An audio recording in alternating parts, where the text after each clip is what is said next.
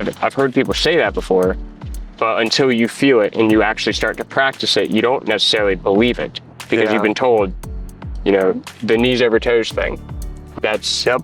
Yeah. So don't squat with your knees going over toes. Correct. Or else you're going to hurt your knee. Yeah. Don't let your spine do this or that because you're going to hurt your spine. Future fear projection. Yes. Yep. And all it does is build weakness. Hello and welcome to Season 2 of Unlock Potential. I'm Brian Delaney. Our focus this season is fitness. I'll be joined by Dr. Duvall, who's going to guide us through his protocol for getting into your best shape so we can live our best lives and serve others well. Welcome back to Unlock Potential. I'm Dr. Duvall, and this is Season 2, where we're walking you through the Stay Active method, the method for exercise and lifestyle that I've designed that helps people maximize their physical potential, eliminate their chronic injury and illness, and be the best version of themselves so they're maximally helpful to others. Today we've got Carson Elmore with us, and Carson has been working through the Stay Active method for almost the last year, and he's got an extensive history that he's going to walk us through, and he's had a really strong epitome of what the experience is often like when we're digging through our history of injuries and our history of illness, the highs and lows of that journey back to our fullest and most capable self. He's going to walk us through some of the things that he experienced in injuries before starting and how some of the prescriptions and suggestions led him off path to not trust his body, to not trust his symptoms, and to try to fight to keep himself moving. And then once we got working together, how he worked to untie all of those patterns. Carson, I've been seeing your results and your progress from a distance through the internet. This is our second time in person, and we've had a couple of phone calls as well. It's been awesome working with you. I've loved seeing your progress. It was really inspiring to see you with heavy weights on your shoulders, lifting heavy weights off the ground. Why don't you tell me a little bit about your history before we started working together? Okay. Well, I'm 29 at this point. I started out as a child playing every sport, kind of similar to most people, but I ended up taking them extremely seriously in somewhere around 7th or 8th grade is whenever I decided, I always said that I wanted to play in the NFL. Oh, yeah. And then 7th or 8th grade is whenever I actually felt some of that translate onto the field. So then I started taking it extremely seriously and dedicated pretty much all of my time and energy to football, which... what was your position at that time? What were you hoping for? I was playing linebacker. Linebacker. I can tell from the shoulders. That's the only part of my body that you might be able to tell, which is what landed me in so much trouble. So focusing all of my time and effort on getting better at football. Yep. Which playing linebacker is what I wanted to play. Pride set in. That's what I was going to play. Don't move me around on the field. This is my mentality. This is where I belong. Structurally, I'm not a linebacker. So in order to compensate for that, I spent every waking moment I possibly could in the gym, trying to make myself stronger, bigger, and faster. That worked really well for probably about 2.5 years.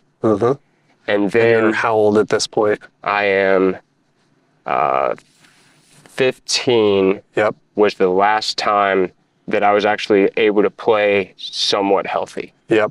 So not even close to where I'm actually achieving that goal that I had of playing the NFL, which probably wasn't going to happen anyway. Yeah. But I could have been a lot closer if I had approached it differently. Yeah. So you're 15 years old. You're feeling healthy. You're dedicating a lot of time to the skill of the sport. You're dedicating a lot of time to pushing your body to be bigger, faster, stronger. Correct. And when did it start to feel like you were headed off course? Whenever I turned 16, Summer workouts started. And during summer workouts, a lot of times we do 2-a-days. And 2-a-days can sometimes incorporate both on-field work and weight room work. We worked in the weight room in the morning and then took a break. In order to make it 2-a-days, we had to have a certain amount of break. So worked in the weight room and I pushed myself because I needed to be bigger, stronger, faster. I was pushing myself to failure on every single exercise possible. And that included a deficit deadlift for, I think we were doing either sets of 3 or 5. So it was heavyweight.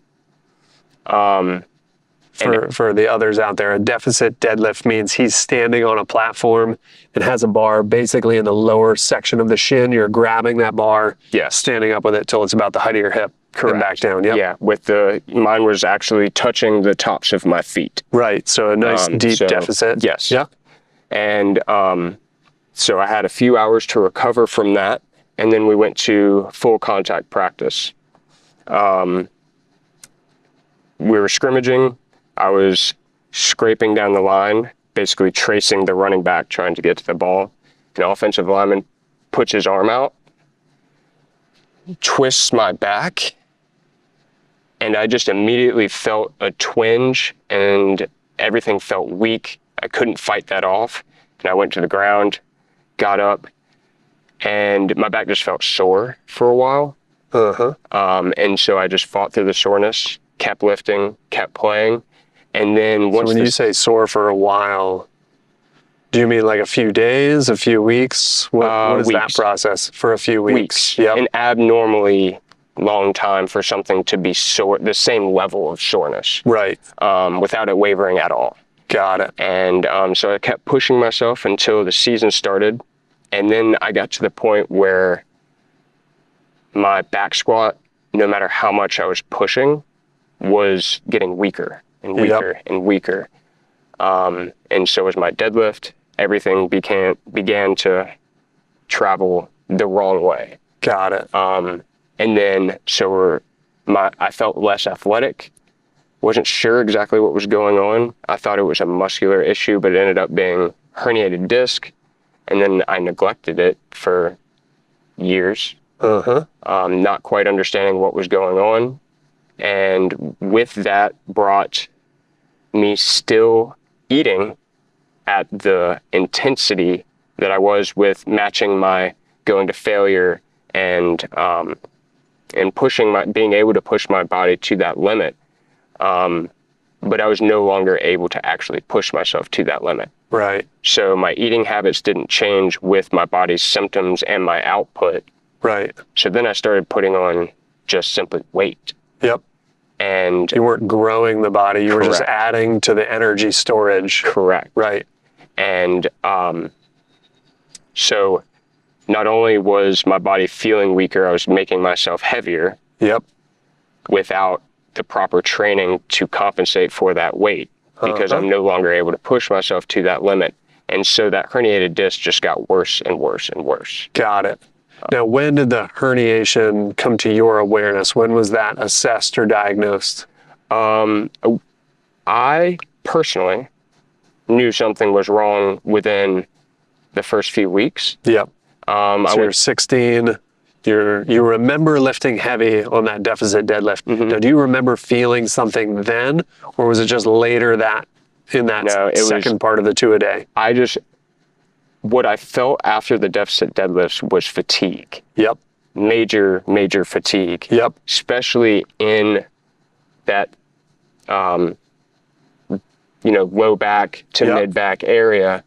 My back was just tired. And that's why when he put his arm out to block me, that's why I couldn't push through that. And I got twisted all the way around. Yeah, exactly.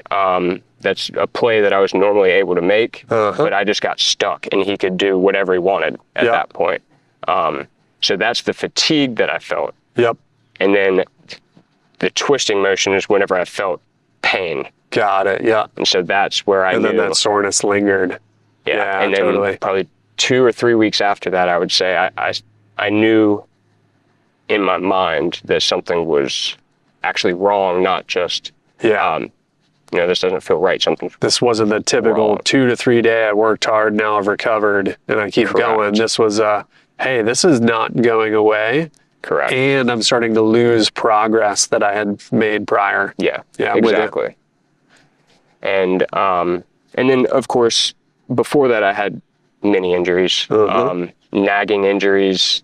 I had a lot of neck stuff. I had these things called stingers. Yeah. That it basically the compression or stretching of the nerves in the brachial plexus. Yep. I had between 2 to 5 each practice, and then up to 10 during games.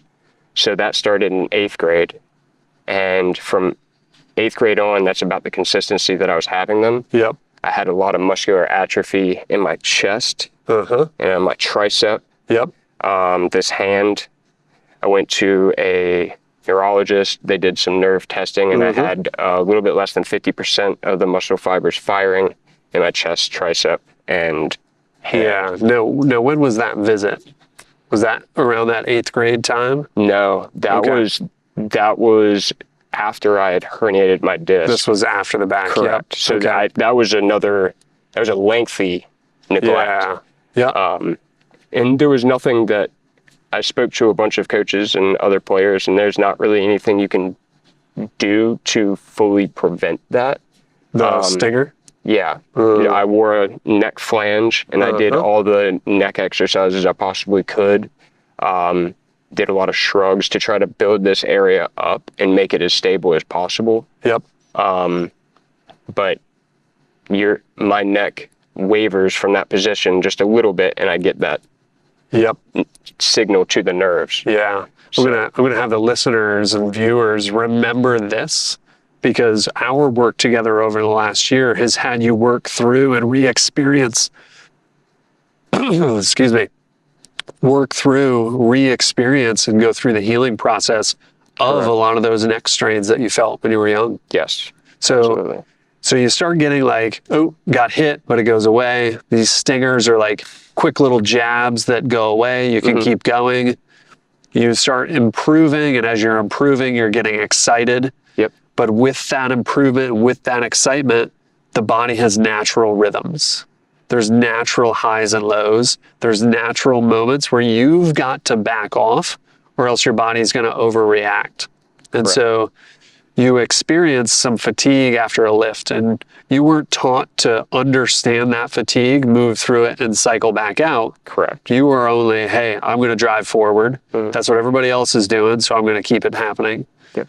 So you experience fatigue after some exercise.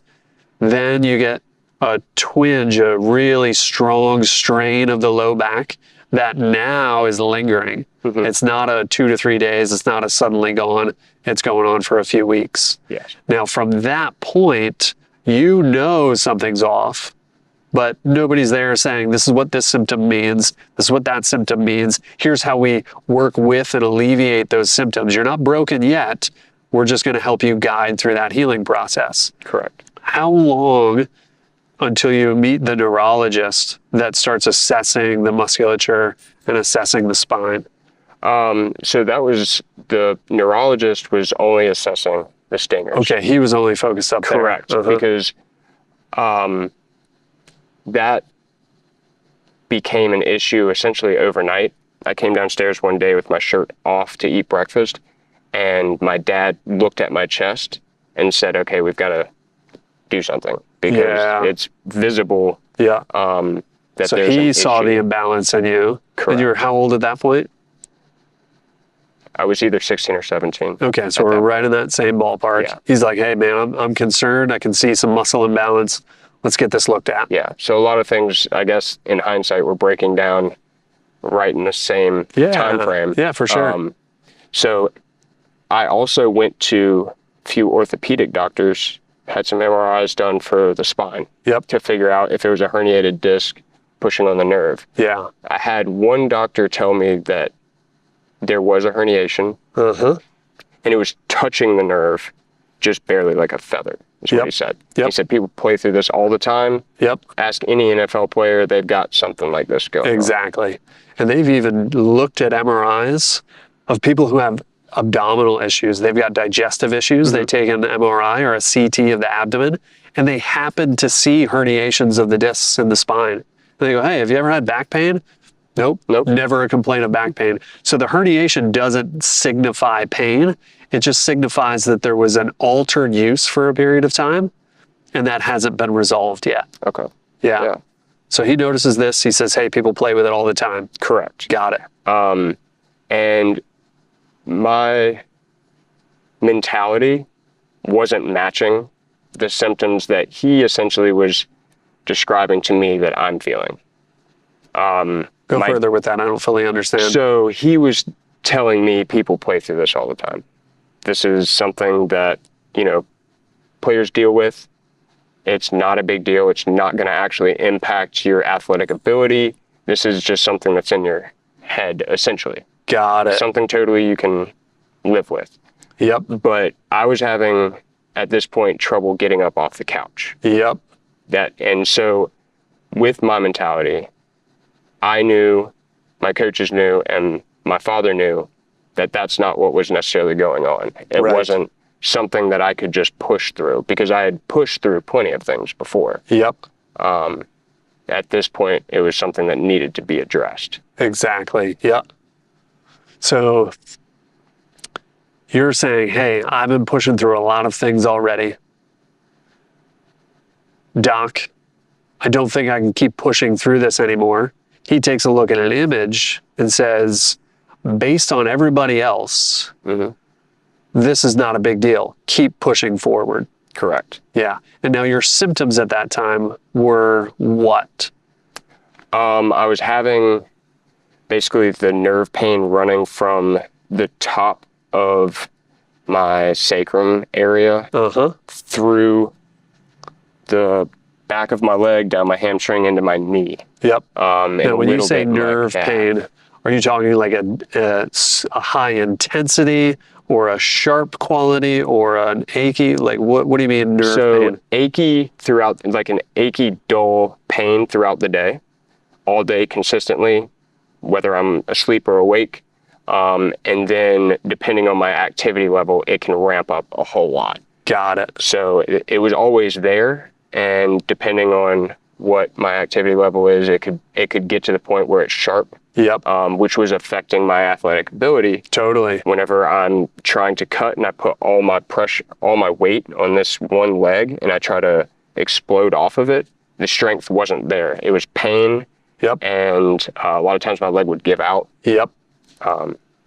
So you're saying, hey, every time I'm doing this, the pain gets worse. Yes. When I back off, I still experience it. Correct. And the doc says, it's not that big a deal. Keep pushing through. Now, let's talk about your training at that time. Football, practice, hard hits, multiple directions. But how about your experience in the gym? What is the type and quality of exercise that you're taking on at that time? I think it was pretty conventional. Yep. Bench, squat. Yep. Deadlift, overhead presses, hang cleans and power cleans. Yep.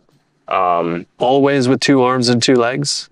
We did auxiliary lifts in between exercises that did incorporate single arm, single leg movements. Cool. But as far as the home base of lifts, yes, all 2 arm, 2 leg. No matter how you're feeling, we're going heavy this day at this time. It is a schedule for everyone on the team. Exactly. So this is the rep range. This is the number you're supposed to hit because your max was this 3 months ago. So today we're doing 80% for 5 sets of 6. Yeah. So you could have gotten a thigh contusion in the game 3 weeks prior. Your body's going through that 2-week healing process from the bruise on your thigh. But because of that max you hit 3 months ago, you're expected to do this lift no matter what. Correct. Yeah. In a sense, there was some leniency in that, where if the coach could see that you weren't physically able to do it, then he would allow you to back off of the weight. But you're not going to change the exercise. You're still doing the exercise, and you're not backing it off to the point where you're changing the exercise completely, but there was enough leniency to have some conversation. Yeah. At least. Yeah. But so it sounds like your coach is on board if you've got to adjust a little bit. yeah, as long as it was something that they can physically see. Or they knew, in my case, they knew who I was. And so they knew that whenever I couldn't perform a lift, it wasn't because I was just tired. Right. It was always because there was an actual issue. Got it. So I had some leniency with coaches. Yeah. Other players may have been hurt with similar types of injuries, but didn't get the leniency because their intensity didn't match mine throughout the first 3 years. So they didn't get the, Yeah, so the assumption for you was that you were going to go hard. Correct. And the assumption for some of the others, they're not going to go as hard. And so pushing the others to go, allowing you to back off and listen accordingly. Yeah. Yeah. Now, as you're listening accordingly, internally, are you listening accordingly? Because it sounds like you're pushing yourself beyond what you're capable of in those years. I would say no. I didn't even have a decent grasp on listening to myself accordingly until about a year ago. Yeah. Realistically. Even after my back surgery and recovering, what I was always listening to was more emotional than it was physical, until the physical symptoms overcame the emotion. So I would have to be to the point where I'm not able to get up off the couch, or you can actually see the injury. Yep. Before I would start to listen to something other than my emotion that day, which sometimes would tell me, okay, you should back off. Yeah. But most of the time it was, you need to push through this. Yeah. So to kind of summarize, and you mentioned back surgery, so I'd like to kind of dive into that. So mostly you're thinking, I've got a goal, I'm moving towards that goal, I'm going to push through. Yep. Minor aches and pains, no big deal. And you're willing to take on discomfort. Coaches around you, friends and family around you know, oh, Carson's going to put in the work no matter what. Now, when you're willing to put in the work, your effort zone grows. Correct. Your absolute limit grows. But the more time we spend out in that effort zone, our comfort zone shrinks. Yes. So the stuff that's easy to do gets tougher and tougher to do. Yeah. Now it starts to take more and more effort just to reach those outer limits again. And when you've spent so much time out in that effort zone, something comfortable like sitting on the couch and getting back up should be easy. Yeah. But your comfort zone is shrank. Now you try to get off the ground and you're like, geez, I don't have the energy. Yep. My spine is telling me not to. My nerves are saying, we don't have any comfortable spot at the moment. That's what you're experiencing. Yeah. Now, there's, to this point, not much of a model that helps people train and expand that comfort zone. So many of us, I experienced a very similar story to yours, willing to put up with the discomfort in order to improve my ability. Yes. And nobody's saying there's an amount of comfortable work you need to do to support that willingness to push. We found that now. Now, you see a neurologist, you see some orthopods, they take a look at the spine, they say, hey, there's a herniation there. One doctor suggests it's not that big a deal, you should be able to play. Let's move forward from that point. Okay. So I played and kept training as hard as I could. I knew that it wasn't balanced. I could just tell that whenever I was squatting at this point, pretty much all of it was on my right leg. I was getting very little use out of my left. And it felt like I was setting myself up for another injury just on the other side. Because I was still trying to fight to keep with those numbers. Right. Because football, at this point, trying to get recruited is a numbers game. Yep. How much weight can you push? How much do you weigh? How tall are you? How fast is your 40? So I can't let go of those numbers. Right. So I have to continue to at least stay at that strength level, but essentially using probably 30% of my left leg. Yep. So it's all over here on my right. I essentially was able to continue playing at a high enough level to receive a little bit of interest from colleges. I was not personally excited with my results, but I ended up turning down the opportunity to play at a school because I knew that I could not. I knew that I had reached my limit with where I was at the moment. I needed to address my back in order to even continue playing at the level that I was playing in high school. Yeah. So it took a lot for me to swallow the pride and say, even though this is what I've been working for essentially half my life, I know I can't do it. Yeah. I'm setting myself up for even worse. Your comfort zone has shrank. Yep. You've pushed to the outer limit. That outer limit gets you a few opportunities. And you're like, I don't think I can push farther. Yeah. It's been everything I can just to maintain this. Correct. Comfort zone continues to shrink while you're pushing out there. Yep. Now, were you thinking, I'm going to get some surgery. The surgery is going to help me be more comfortable. Then I'm going to be able to get back to that work. Or are you thinking, hey, football's done. I've got this injury that I need to get healed. And then I'm going to live my life without football as a part of it. I hadn't made a full decision until I had the surgery. And I went into it with the idea that I was going to have the surgery and then probably go play. Yeah. That was my assumption. If this is the keystone, I've still got the desire. Yep. I'm going to go after it. Yes. Totally. And then after the surgery, which was 6 months after I graduated high school, Okay. I found a doctor who was willing to at least go in and look at the herniated disc and decide whether or not to shave it off. Right.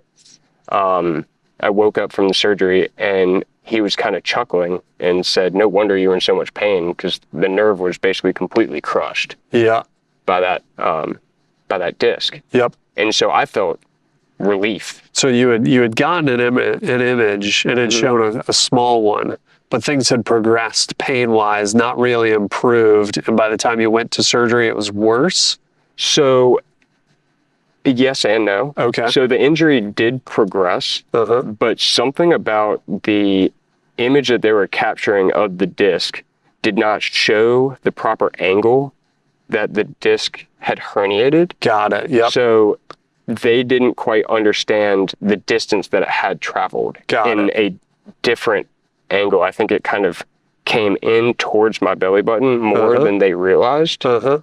So they weren't looking at this angle. Yep. They were just looking this way. Got it. Yep. And so that's why even after the imaging that he did, he said, "Okay, I'll open you up just to check. Got it. And if there's something there, then I'll address it." Got it. And then at that point, he said, He gets in there and yeah, he's like, oh, it looks worse than the image. yes. Okay. So have surgery. Yep.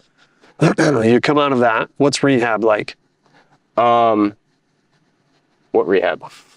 Okay. There really wasn't any that I can remember. I did, some. I think I was supposed to sit straight for 10 days. Don't move my back at all. Did they give you a brace or anything, or just No awareness? No brace that I remember. Okay. I may have gone home with a brace at first, for the first couple of days. Okay. But laying in bed straight, help getting up. Yep. Can't bend the spine at all. And Yep. so I moved that way for longer than 10 days, even though it was supposed to be only 10 days. Just because I was scared to death. I'd been dealing with it. The last thing I want is to mess it up Yeah. right after the surgery. Yep. Totally. So then after that, it was pretty much just Supermans and crunches, I think. Okay. Yeah. Just trying to strengthen the core area. So just some body weight movement, challenge the musculature around there. Yes. Yeah. And I think I did that for probably 2 months. Okay. Same, maybe 3 or 4 exercises. Planks were thrown in there, side planks too. Got it. So I did those exercises daily for probably 3 months before I was released to go back into conventional lifting. Got it. Which was supposed to be ramped up slowly, which I did. Yep. Ramp it up slowly. So we're out of high school now. Are you in college at this point? Yes. Okay, so you have surgery, you're in college, you do some real simple rehabilitation exercises. Just to kind of explain, like, those exercises for somebody of your capability are so simple. They basically just squeeze some blood in the area. Yes. But they don't create enough challenge to teach you how to hold your body in capable positions. Yes. You've got a way that your body is moving that is far less capable than the rest of your body. Correct. And that allows this disc to herniate, and it allows it to get a little worse over time. It starts to scrape the nerve against that herniation and create a lot of that painful sensation that you were feeling. And so your overall capability was way up here. That one particular area, its capability was down here. That imbalance is what led to your experience. Now, the rehabilitation basically was meant to be right here so that you could do some simple activities and support that weaker area. Yes. But nothing guided that area back up to match your overall capability. So that's where the Stay Active method and starting to learn what your body is experiencing can feel both all of the goodness and when this particular area needs a little extra assistance to climb and match. Yes. Now, you did some simple rehab exercises, and then you went to college and you appropriately, slowly increased your weight training. Correct. Start us there and kind of move us forward to when we met. Okay. So I slowly introduced the same exercises that I'd always been doing. Partly because I was still weighing my options as to if I could play again. And that's how I'd always trained for football. So I slowly ramped up, and then I got to the point where I was able to start pushing that upper limit probably 6 months after surgery, which meant I was past the ability to, or past the time for me to be able to enroll into a school and play. Got it. So that gave me time to think. Uh-huh. And so I started thinking about all the different injuries that I've had, how tired I am, how much it takes, how much emotional toll it takes for me at the gym now versus before, because I have this fear in the back of my mind constantly sitting there. Yep. And I know that you can't play a sport at your highest level if you have any doubt. Exactly. There's got to be full trust that the body is going to be aligned with the goal. Yep. Yeah. And if I have doubt in the weight room where I'm at my safest, everything is up to me, then there was really no way for me to express myself on the field the way I needed to. Right. So I decided, because I'd had torn labrum, I'd had 6-ish concussions, the neck stuff, my back, my knee. At that point, I decided I'd push my body as far as I can push it. Yep. You're in that outer limits of the effort zone. Your comfort zone is small. You're like, I don't have the energy to push beyond.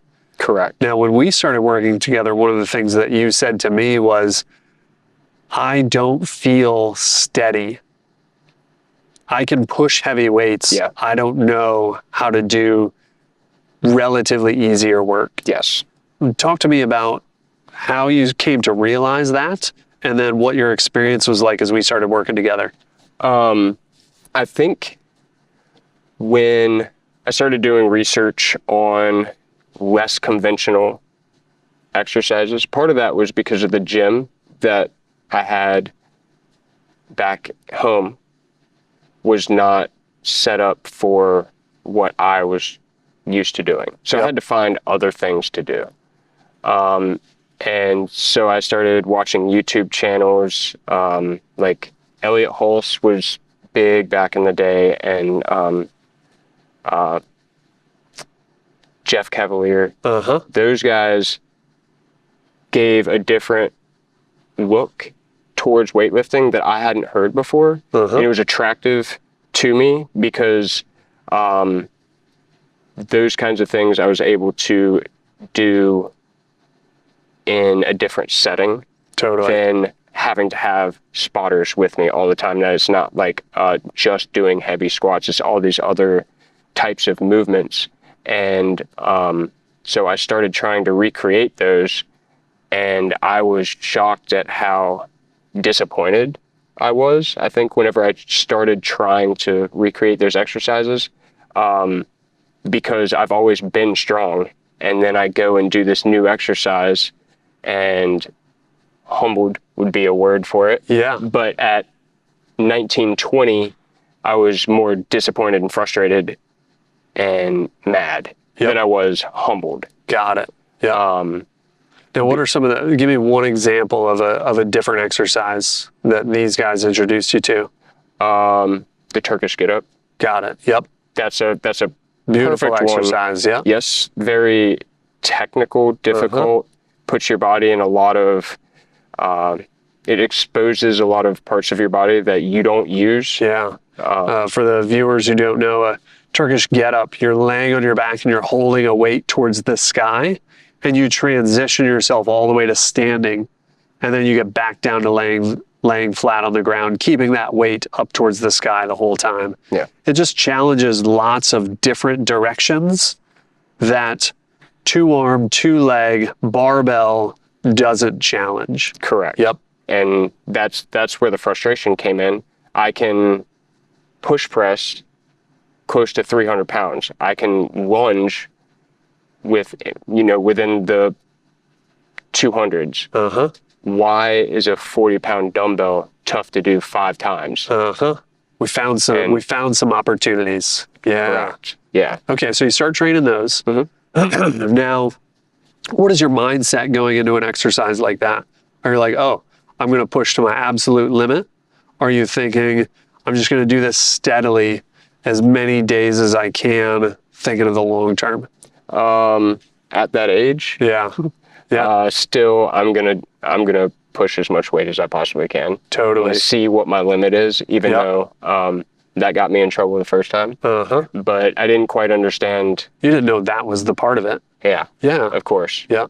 It was just, this is a new exercise. If I push it to its absolute max all the time, I'll get better at that one too. It's a different exercise. It's not gonna cause the same injury. Exactly. Yep. So you were lacking some of that perspective of steady long term with intense short term. Yeah. And so that's where we started working together. Now, I remember early on, that was a lot of what you were doing was the steady work, which at the time we were calling it stamina work. Yes. You did a lot of flexibility work, is what we were calling it at the time. We've adjusted that name to call it adaptable work now. So you're taking those things on, lighter weights, easier work. How was that experience for you? Well, if I back up just a little bit, a few years had gone by of me trying to, in a way, mimic some of the exercises that we're doing now. And the issue was, concept was kind of there. Ish.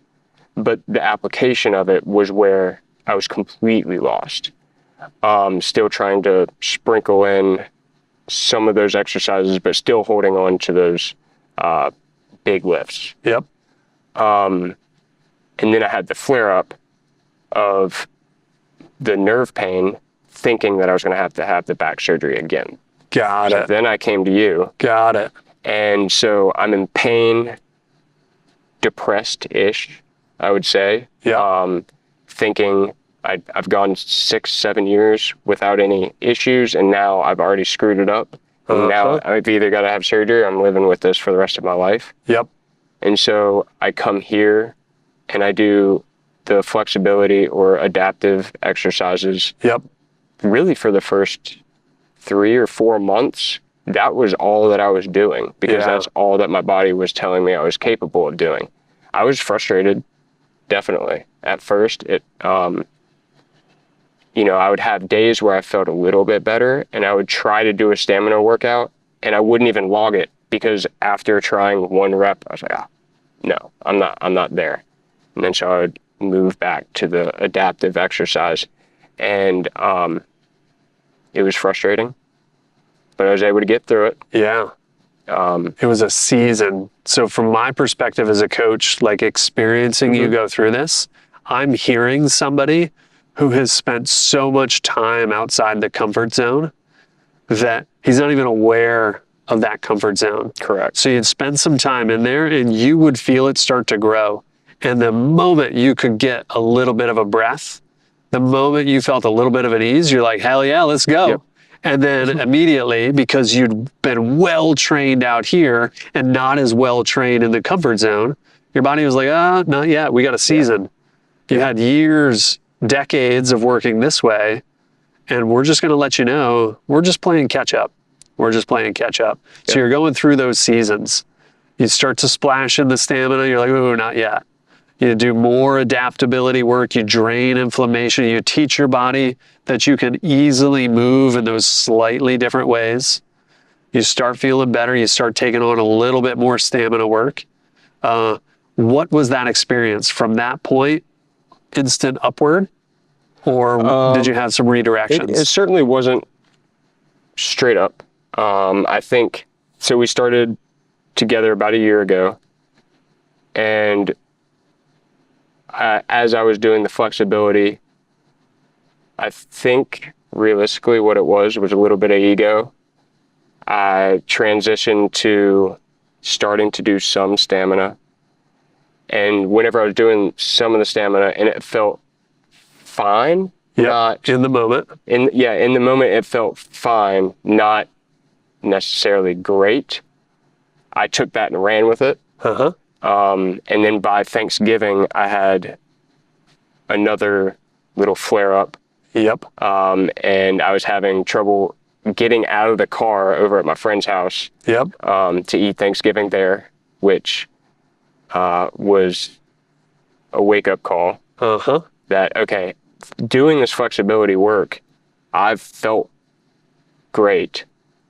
Maybe not necessarily emotionally at that point, but my body was starting to feel great. You had the comfort zone, but not the outer push yet. Correct. Yeah. But then at that point, I realized, okay, I do have to trust this process, ignore the ego that I have, and just listen to my body to make sure that I don't get in my own way of this healing process. Yeah. Which is essentially what you told me on the phone whenever I called you around Thanksgiving. Yeah. Probably not extremely happy.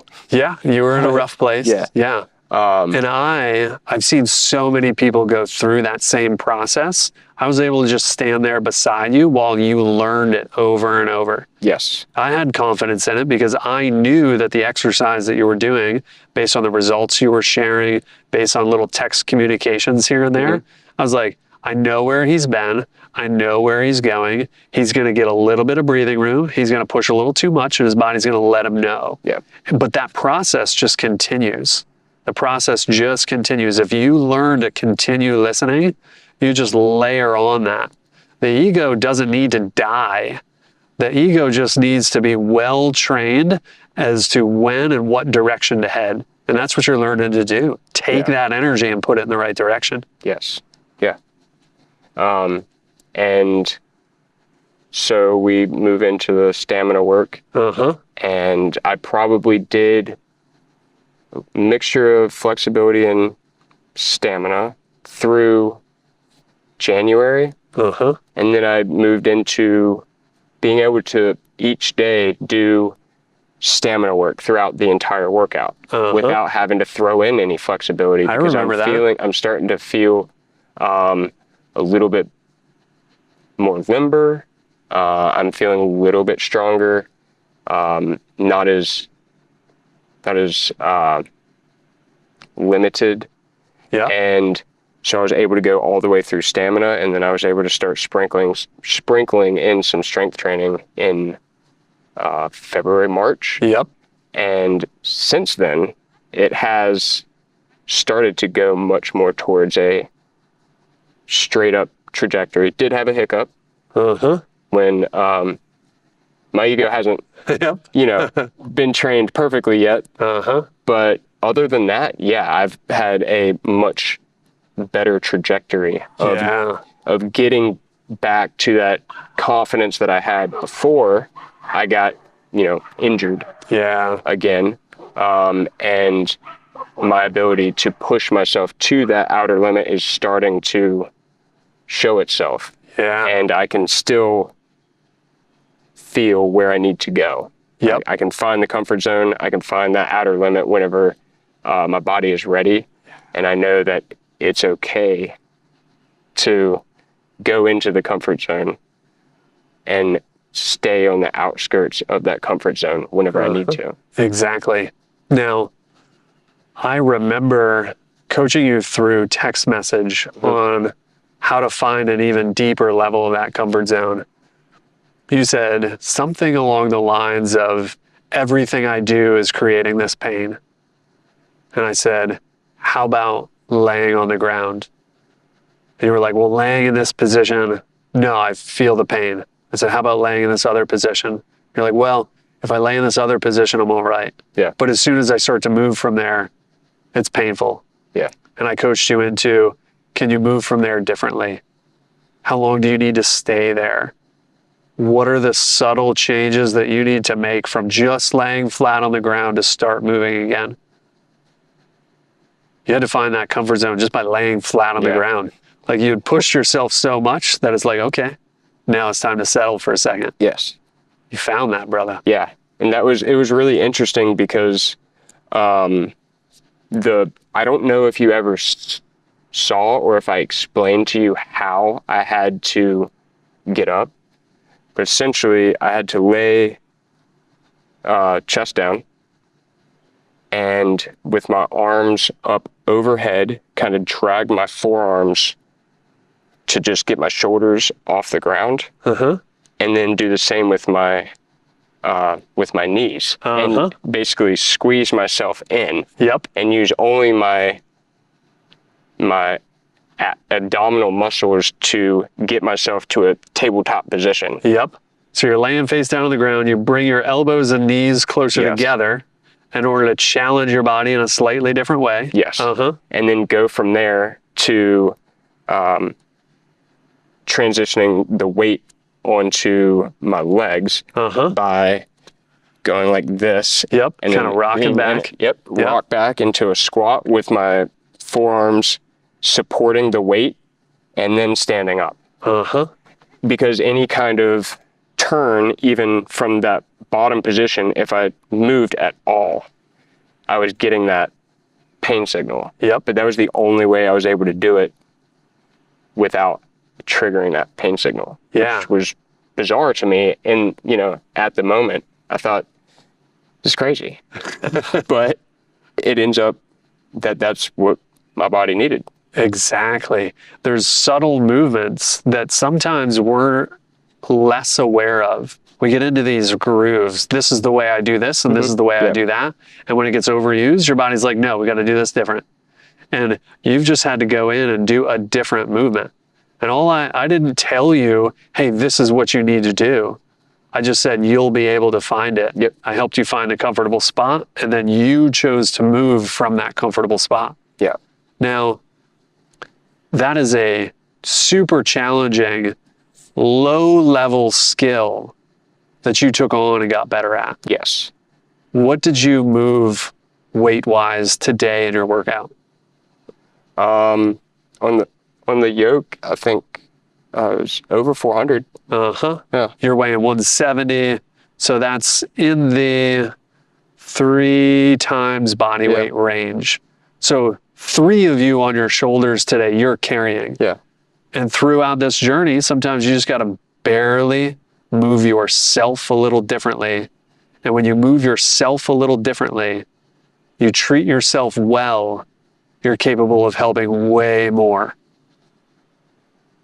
Super inspiring, man. Thanks. And I do feel much more confident and much more well equipped to take on workouts because of your ability to help me teach myself, which is the biggest thing. Instead of being talked to or given, these are your 3 options, pick one of these 3. There's a lot of things that are in between those 3 options that usually were off limits, I guess you could say. Don't do it this way because you're going to hurt yourself. Oh, the fear mongering in one direction or another. Yeah. Yeah.